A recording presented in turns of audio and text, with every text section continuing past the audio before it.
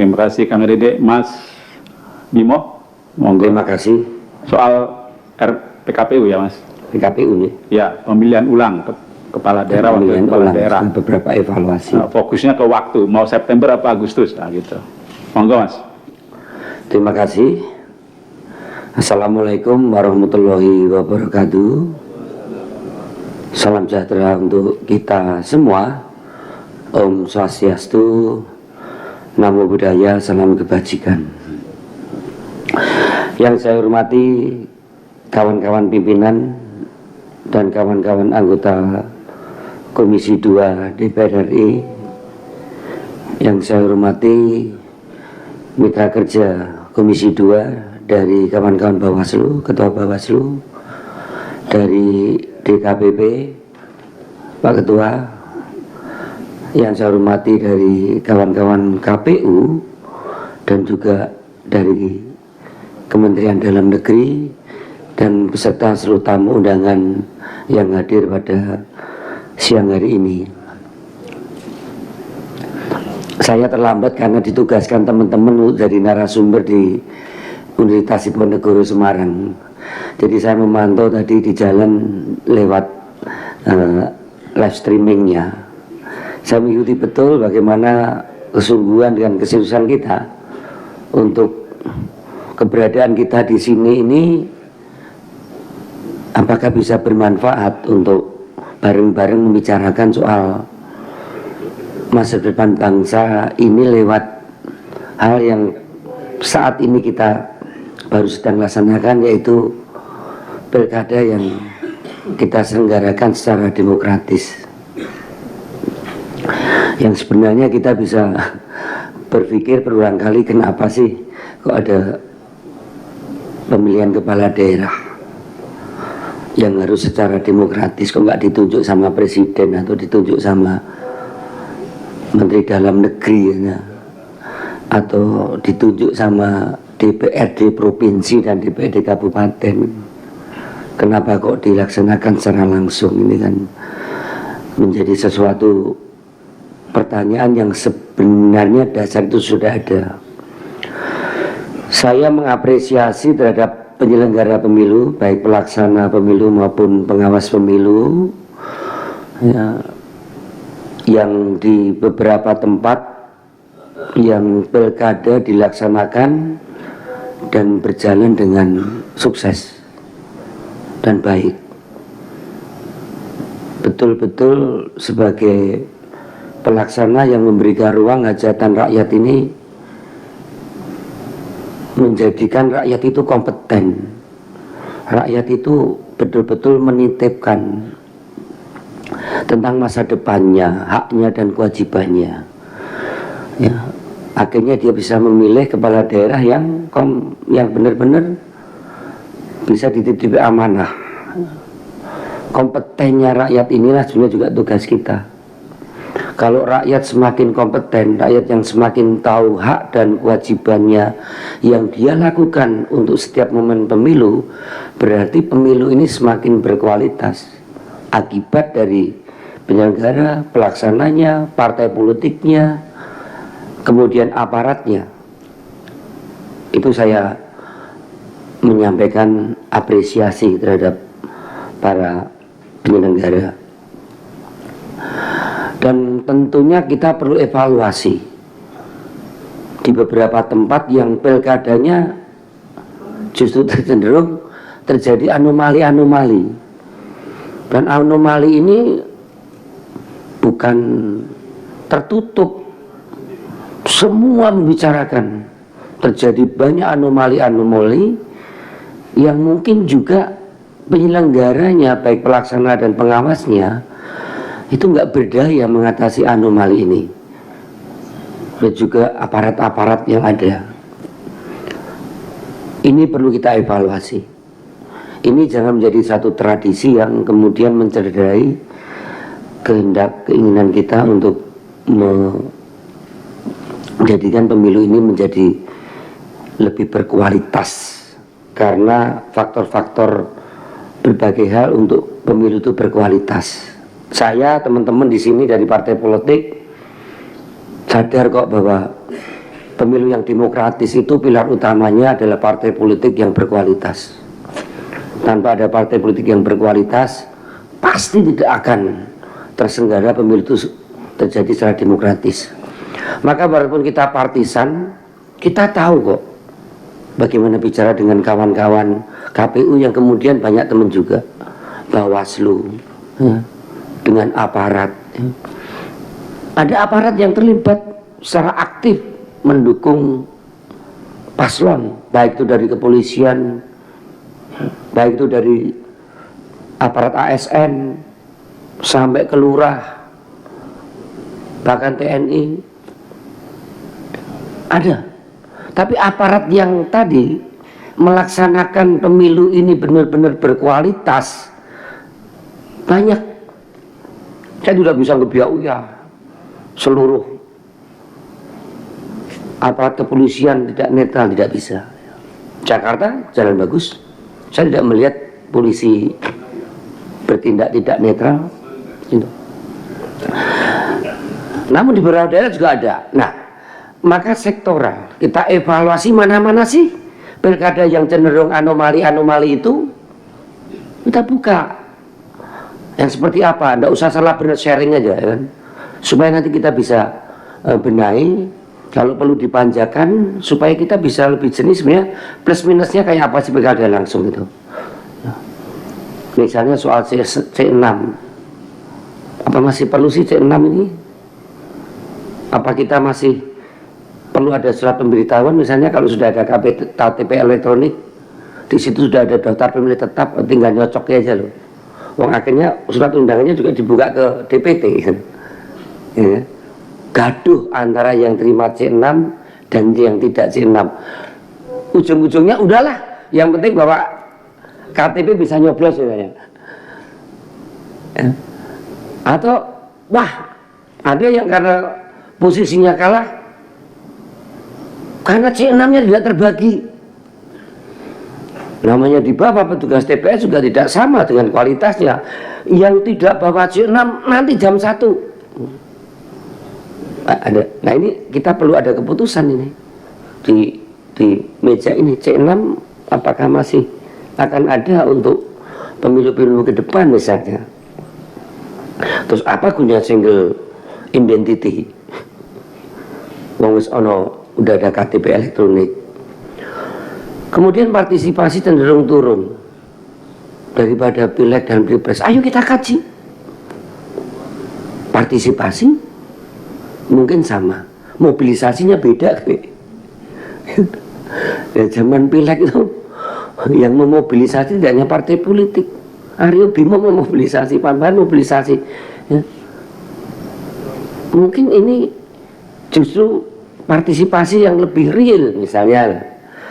Tapi bagaimana meningkatkan partisipasi? Kita bedakan dengan mobilisasi. Bentuk seperti apa, terutama Gen Z yang dilihat sangat minim menggunakan hak pilihnya. Mari kita lihat secara lebih detail hal yang menyangkut persoalan-persoalan pilkada ini. Tapi selain tadi dasar konstitusi yang disampaikan teman, sebenarnya kan pilkada ini ada karena faktor kesepakatan kita di dalam konsepsi negara kesatuan Republik Indonesia ini. Kita tidak lagi menggunakan sistem pemerintahan yang sentralistik. Sentralistik dijadikan desentralisasi. Desentralisasi dengan otonomi daerah. Nah, otonomi daerah itu supaya ada peningkatan kesejahteraan di daerah yang secara merata 508 kabupaten kota dengan 37 provinsi itu kita sepakati dengan pemilihan kepala daerah secara langsung supaya pembangunan peningkatan pendapatan per kapita atau PDB daerah itu mendapatkan partisipasi rakyat yang dimulai sejak rakyat itu nyoblos, sejak rakyat itu memilih kepala daerahnya. Maka butuh kepala daerah yang legitimate supaya menjadikan tidak hanya kepala daerah, bupati, wali kota, tapi juga pemimpin daerah yang bisa memberikan motivasi terhadap pembangunan di daerah. Sebenarnya motivasi kita, background kita melakukan pilkada itu adalah bagaimana rakyat ini berkehendak baik untuk memilih pemimpinnya. Jadi endorser orang pusat ini nggak terlalu penting, mendingan didukung persatuan tukang becak di kota kabupaten tersebut malah lebih bagus, atau paguyuban tukang bakso gitu bagi mas, daripada didukung di endorse oleh presiden RI ke-5, ke-6, ke-7. Nggak penting tuh, karena tujuan kita adalah desentralisasi. Tujuan kita adalah bagaimana rakyat itu berpartisipasi untuk memilih pemimpinnya yang akan mendukung kepemimpinan ke depan. Dan kita melihat perlu netralitas, penting ini Pak. Bapak coba turun, kenapa terjadi konflik yang demikian tajam daripada pilpres dan legislatif? Kenapa sih Pak kok sampai bekenengan gitu, gara-gara pilkada sampai diam-diam sama tetangganya? Wah, kalau yang menang bupati itu Pak, saya sebagai petani pengguna air bisa ganti. Duh, terus gimana? Petani pengguna air ini itu dipilih oleh dinas, ditunjuk oleh dinas, disahkan oleh dinas atau jauh, karena airnya baginya nanti kelompok saya bisa dapat yang terakhir. Ini loh Pak, sudah menyangkut pada tingkat yang real, nyata buat mereka. Tapi kalau dia kalah dengan adil, punya ruang menang yang adil, kalau yang menang temennya gak popo lah, saya koncoku sing mimpin. Tapi kalau tekanan menjadi keras. Kenapa sampai kok sampai berkenangan ribut kayak gitu? Pak, kalau wali kotanya itu lapak parkirku ganti, lapak parkirnya pindah orang. Oh, sampai segitunya. Terus dengan demikian bahwa masalah pilkada ini menyangkut hajat hidup mereka secara langsung. Ini yang sebenarnya kenapa pilkada ini harus jauh-jauh lebih netral, baik penyelenggara, pelaksana, pengawas maupun aparat. Karena banyak hal yang sangat berkaitan dengan kepentingan-kepentingan kelompok, kepentingan-kepentingan masyarakat di bawah.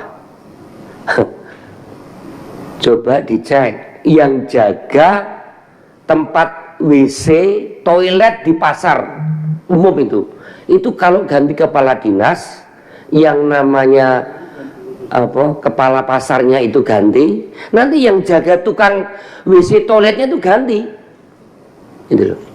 Ini Bapak yang harus kita lihat bagaimana pilkada ini kita nggak main-main di meja ini, kemudian terlalu menyederhanakan hal-hal yang sifatnya normal prosedural ini dengan hal yang sebenarnya apa sih dampak psikologis masyarakat di bawah dengan pilkada langsung ini, ya, pilkada di tingkat bawah itu. Kemudian kalau kita ada PS itu saat cepatnya dah, yang penting jangan diakali ini sebenarnya memenuhi prasyarat pemungutan suara ulang atau tidak. Apalagi tadi suaranya yang mintip-mintip tadi. Karena kalau suaranya tinggal sedikit, otak politisi ini bagaimana bisa diselenggarakan pemungutan suara sehingga selisih itu bisa dilewati. Intinya adalah suara yang unggul di dalam proses pilkada ini tidak yang menang. Selisihnya 2000. Selisih sak biting aja Pak menang satu kepala itu. Apalagi di DKI 50% plus satu suara. Nah kalau selisihnya 500 gimana? Kalau selisihnya 100 gimana? PSU menjadi sesuatu yang sangat politis. Maka saya apresiasi si rekap, ya, itu tepat itu. C1 bleng udah. Nanti pas penghitungan C1 formal yang faktual izinnya pas kado ini. Kalau rakyat ini kalah dengan cara yang netral, yang adil, yang jujur, sudah terbiasa 5 kali pilkada. Belum pilkades, ya. Pilkades itu di tingkat desa itu kadang neng-nengan tenan antara dusun sini dengan dusun sini. Tapi rakyat kita nggak kuat kalau diem-diemen lama-lama. Tahu-tahu juga akur sendiri. Tahu-tahu ya sahur-sahuran sendiri itu. Wow, fokusnya ke sana, hati-hati kalau dari sana ke puskesmas ini awal-awalnya pilkades itu bisa begitu. Tapi ramai mesake ya, yang langsung yang puskesmas kayak nak elek kartu atau mbak elek kartu kayak loro kok resorenya ya wis lah, boleh lah ya, akhirnya akur itu. Kalau berjalan secara netral, kalau berjalan secara adil, maka damai, ya, damai di bumi dan damai di hati ya, gitu. Tapi kalau tidak berjalan secara adil, lah itu dibawa, diuncit itu, ya. Kalau perlu jembatannya dipotong gitu kan. Ya, kalau perlu sekolahnya wes anaknya kalau gak oleh sekolah gini itu kalau tidak adil. Jadi penting Bapak Ibu sebagai penyelenggara pelaksana DKPP mohon sekali kalau memang ada aparat KPU Bawaslu termasuk yang mendukung partai saya lah, calon saya lah, ini penting karena pilkada itu menyangkut hajat wong cilik wong bawah yang berharap dengan pemilihan itu dia titip nasibnya ya, untuk daerahnya. Kita sepakat kalau memang ada PSU lebih cepat lebih baik dengan prasyarat-prasyarat yang betul-betul adil, yang betul-betul netral bagi penyelenggara. Apalagi kalau selisihnya mundrup-mundrup ini kan bahaya ini. Kalau ada akal-akalan pasti konflik, dan konfliknya keras karena menyangkut kepentingan-kepentingan di bawah. Kemudian kalau yang pemilihan ulang juga sesuai prosedur. Intinya kan begini ya, kenapa sih serentak dengan pilpres deket-deket, walaupun rasa pilpres ini masih begitu kuat di pilkada, nanti kita bicarakan sendiri, yaitu adalah alur dari pembahasan anggaran di tingkat daerah, tingkat provinsi, tingkat pusat itu supaya ada ritme secara bersama-sama sehingga pemilu yang prosedural demokratis ini bisa berdampak secara substansial dalam proses keputusan anggaran di daerah dan pusat secara bersama-sama.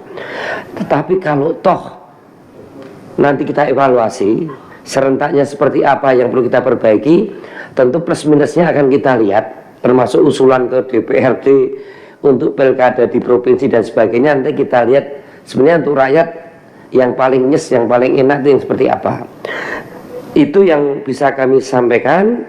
Sekali lagi apresiasi untuk hal yang terkait dengan suksesnya pilkada, terutama untuk kawan-kawan yang melaksanakan pilkada yang bisa tersenggala dengan baik dan cenderung lancar. Dan tentunya kita perlu evaluasi di pilkada-pilkada yang hasilnya prosesnya cenderung anomali dan itu kasat mata ya, yang kadang kalau kita nggak ngomong, nggak mengevaluasi, menjadi tidak ada taringnya untuk Komisi 2 ini di dalam proses pengawasan dalam konteks kita berdemokrasi ke depan. Terima kasih. Wassalamualaikum warahmatullahi wabarakatuh.